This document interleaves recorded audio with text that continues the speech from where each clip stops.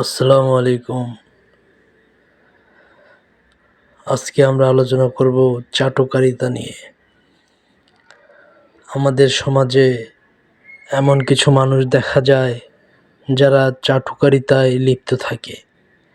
একে অন্যের প্রশংসা করে চাটুকারিতা করে। বানিয়ে বানিয়ে তার নামে প্রশংসামূলক কথা বলে, যেন সেই ব্যক্তি খুশি হয়ে যায়।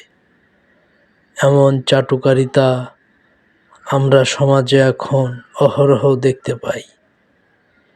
এই চাটুকারিতা থেকে আমাদের অনেক প্রকার ক্ষতি হয়ে থাকে। যদি কোনো প্রশংসাকারী সম্মুখে প্রশংসা করে, তাহলে তার মুখে মাটি নিক্ষেপ করতে হবে। অর্থাৎ যদি কোনো ব্যক্তি চাটুকারিতা করে কোনো ব্যক্তির সামনে, তাহলে এটি একটি জঘন্যতম অপরাধ। চাটুকারিতা করতে দেওয়া যাবে না। তাকে বলতে হবে, তুমি যে চাটুকারিতা করছো সেটা করা অনুচিত। আমাদের চাটুকারিতা থেকে বিরত থাকতে হবে।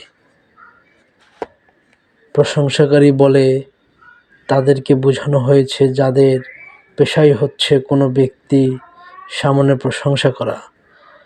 এরা স্বার্থ আদায়ের জন্য লোকের সামনে প্রশংসায় লিপ্ত হয়। যে গুণ তার মধ্যে নেই এমন সব গুণাবলীও উল্লেখ করে তা প্রকাশ করে। এ বাক্য, গদ্য, পদ্য, সঙ্গীতও হতে পারে। জাহেলি যুগ শুরু হওয়ার সকল যুগে এ ধরনের লোকের আবির্ভাব ঘটেছে। এ সকল লোক যখন এরা স্বার্থ আদায়ের উদ্দেশ্যে এরূপ মিথ্যা কথা, কবিতা, গানসহ আগমন করে, তখন তাদের মুখে মাটি নিক্ষেপ করতে বলা হয়েছে।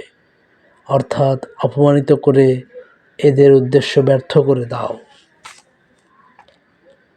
এ ধরনের ব্যক্তি আমাদের সমাজে বিরল নয়।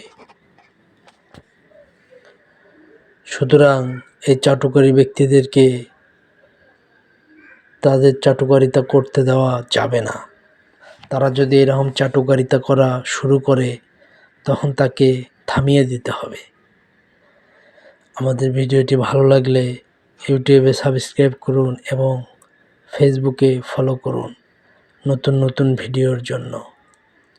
সবাইকে অসংখ্য ধন্যবাদ আমাদের সাথে এতক্ষণ থাকার জন্য।